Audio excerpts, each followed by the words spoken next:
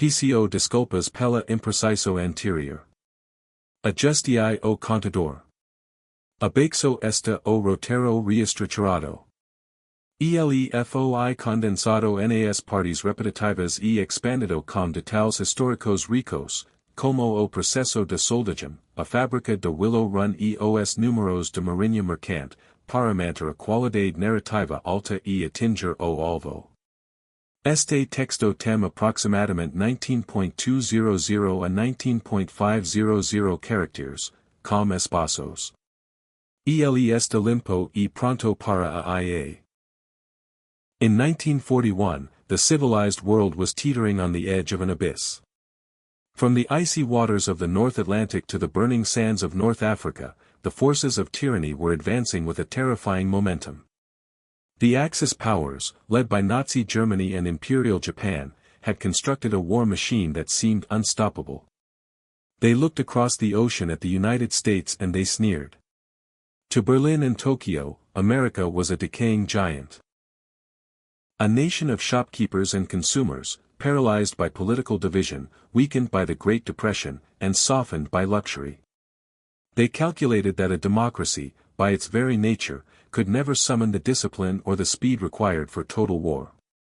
They believed that the American people were too individualistic to unite and too comfortable to sacrifice. This was the greatest miscalculation in military history. They did not understand that they hadn't just challenged a country. They had awakened a dormant volcano of industrial power that would bury them in steel and fire. This is the story of the arsenal of democracy. It is the story of how the United States, starting from a position of unpreparedness, executed the greatest industrial pivot the human race has ever seen. It is a story not just of soldiers on the front lines, but of the welders, riveters, and engineers who fought the war from the factory floors of Detroit, Richmond, and Baltimore. It is the definitive proof that the American system of liberty is superior to any totalitarian regime, because when a free people choose to fight, they do not just match their enemy, they overwhelm them. To grasp the magnitude of this achievement, we must look at the grim reality of 1941. Britain was an island under siege, starving. The German U-boat wolf packs were sinking merchant ships faster than the British shipyards could build them. The lifeline of the free world was being cut, ship by ship, sailor by sailor. The equation was simple and terrifying: if the Allies could not move supplies across the Atlantic, the war was lost. President Franklin D. Roosevelt knew that the solution wasn't just courage, it was tonnage. The United States needed to build ships. Thousands of them. And we needed to build them at a speed that defied the laws of physics and economics known at the time.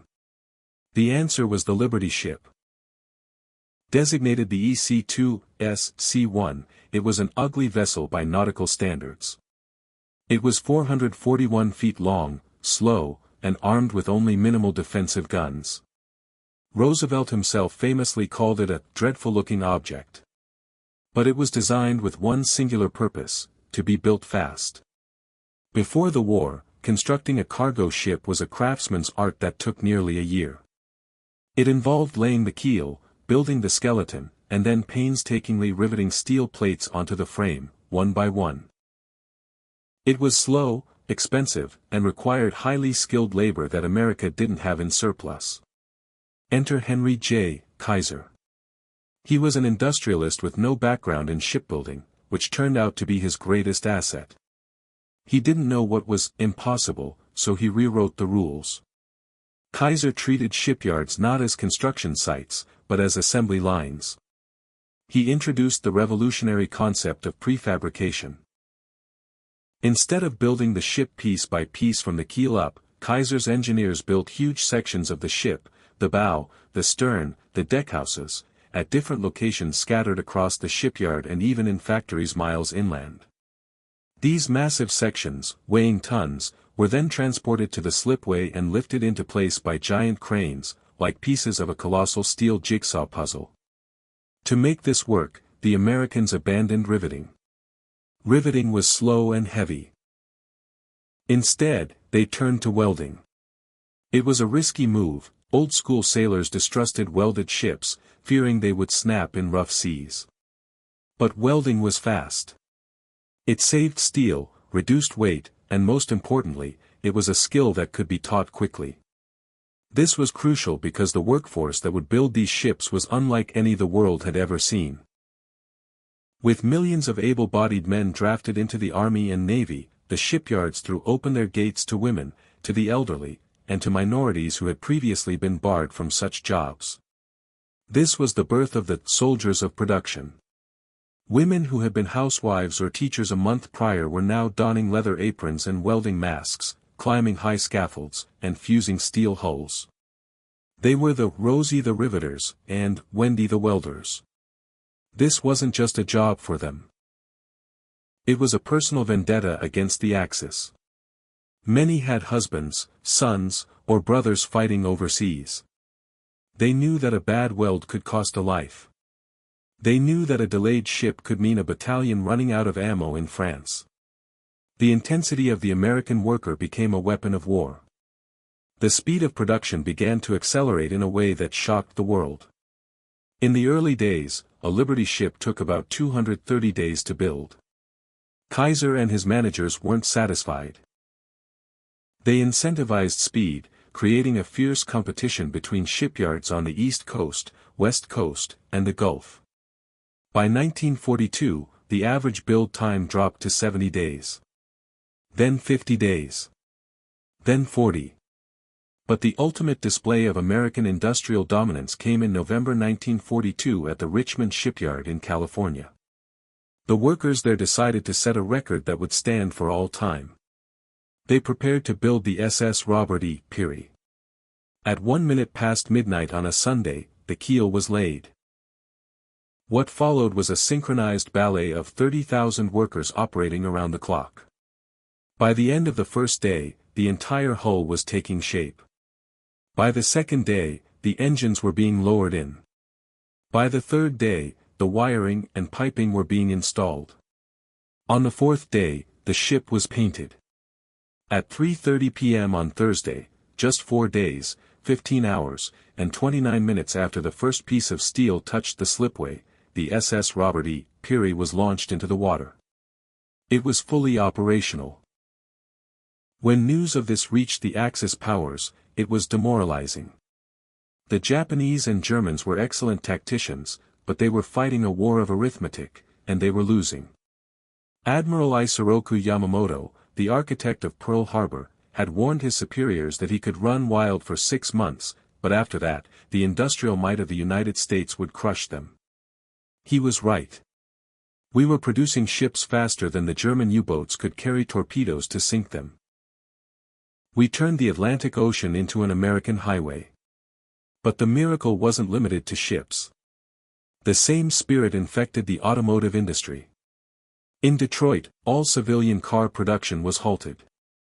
The great assembly lines of Ford, General Motors, and Chrysler were stripped down and rebuilt for war. At Willow Run, Henry Ford built a factory that was a mile long to produce the B-24 Liberator bomber. Critics said you couldn't build an airplane like a car, it was too complex.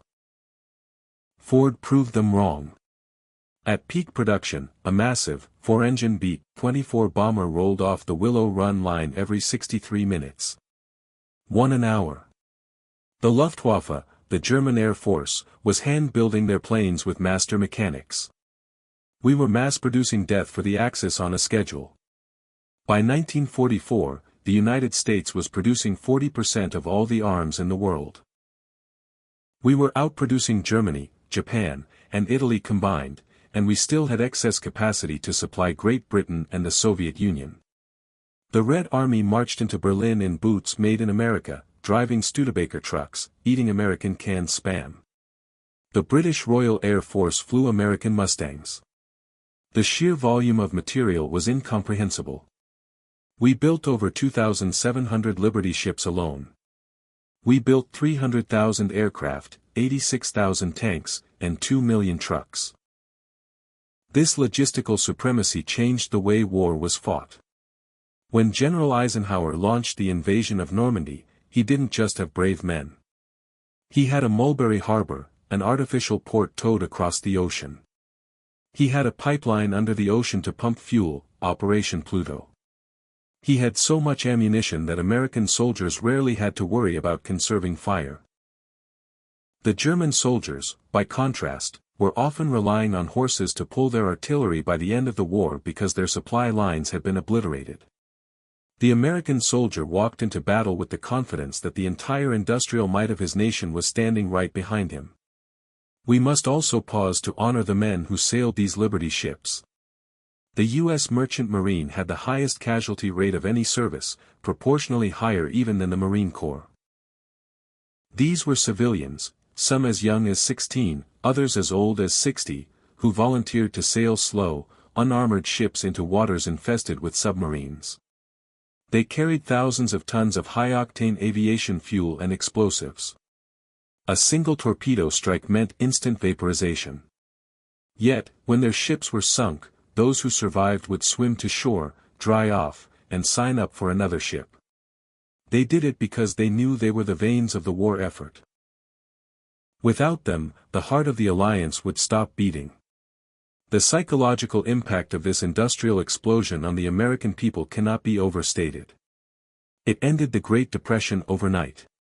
It created a middle class. It moved millions of people from rural poverty to urban prosperity. But more importantly, it forged a national identity of invincibility.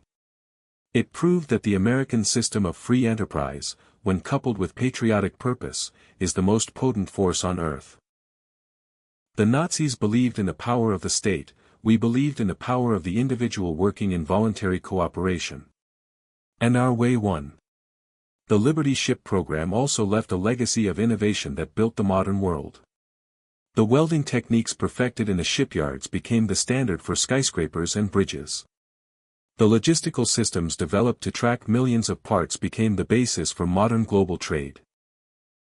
The management structures created to oversee these massive projects influenced corporations for the next century. The war forced America to mature technologically and industrially at a rate of 50 years in 5. Today, only a handful of Liberty ships remain. The SS Jeremiah O'Brien in San Francisco and the SS John W. Brown in Baltimore are among the few survivors, floating museums that testify to a time when America saved the world. But while the steel may rust, the spirit that built them must never be forgotten. That spirit is the core of American exceptionalism. It is the belief that there is no challenge too great, no timeline too short, and no enemy too strong for the United States. We live in an era where cynicism often clouds our view of the past. We are told that America is flawed, that our history is problematic. But we must remember that when the lights of civilization were flickering out, when the gas chambers were running and the armies of tyranny were marching, it was the American worker who stood in the breach. It was the sweat of the coal miner in West Virginia, the precision of the machinist in Ohio, and the endurance of the welder in California that turned the tide. They did not ask for glory. They did not ask for conquest.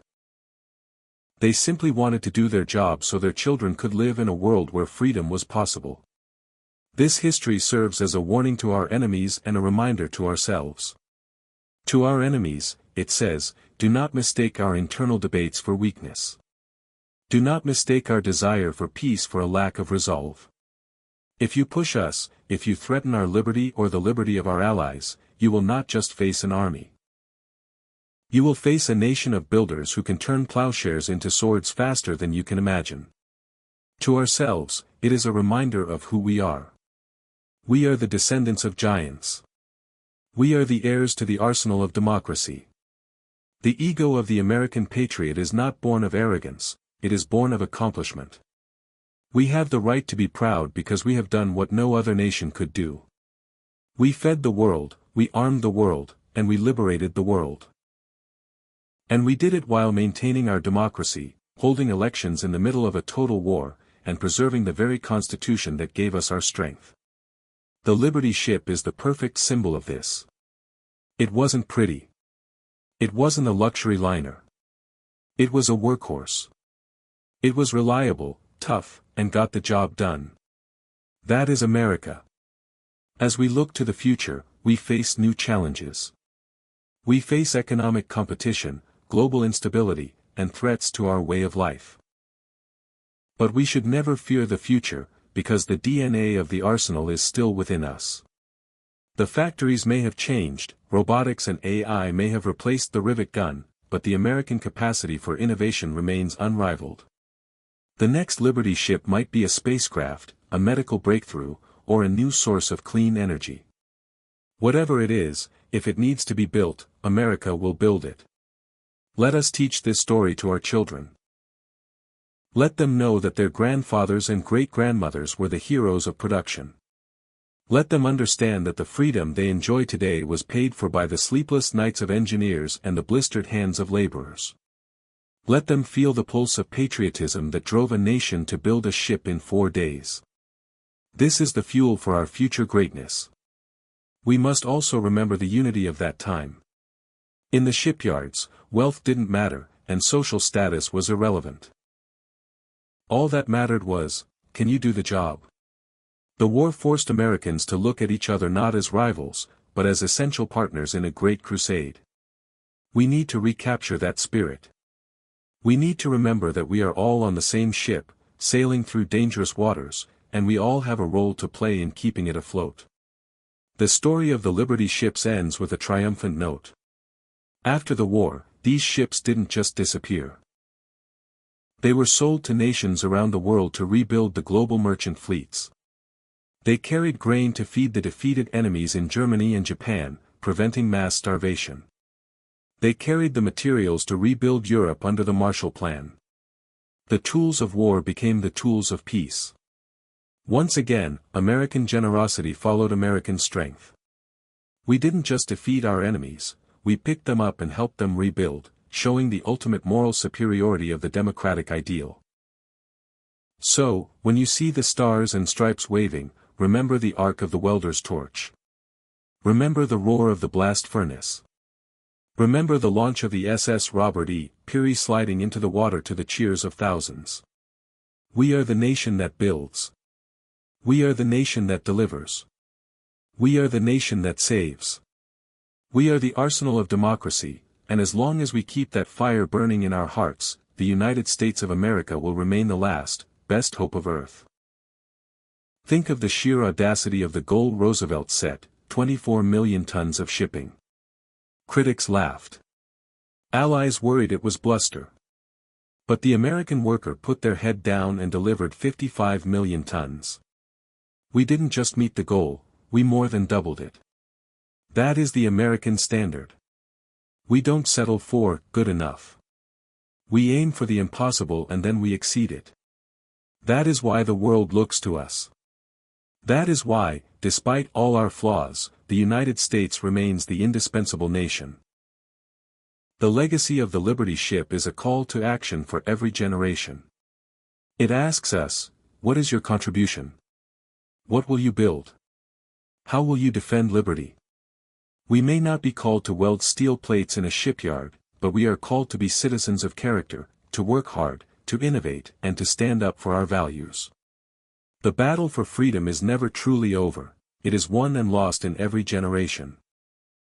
The greatest tribute we can pay to the generation of 1941 is to live up to their example. Let the memory of those gray ships on the gray ocean be a beacon. They were crewed by brave men and built by determined women. They defied the U-boats and the storms. They brought the supplies that broke the back of fascism. They are the steel spine of our history. We stand tall today because we stand on the decks of those ships. We are safe today because of the shield they forged. We are free today because they refused to fail. The arsenal of democracy is not a museum exhibit. It is a state of mind. It is the confidence that when the chips are down, America shows up. It is the knowledge that our potential is limitless. It is the patriot pulse beating in the chest of every person who loves this country. Let it beat loud. Let it beat strong. And let the world hear it. We are here. We are ready. And we are still the greatest builders of freedom the world has ever known. In the final analysis, the war was won not just by the atomic bomb or the D-Day invasion, but by the relentless, crushing weight of American production. It was a victory of logistics, a victory of economics, and ultimately, a victory of the spirit. The Axis powers worshipped death and destruction, we worshipped life and creation. And creation won. The Liberty ship is the monument to that victory. A humble, rusty, slow cargo ship that saved civilization. Let us never forget it. Let us always honor it. And let us forever be proud to be the people of the arsenal.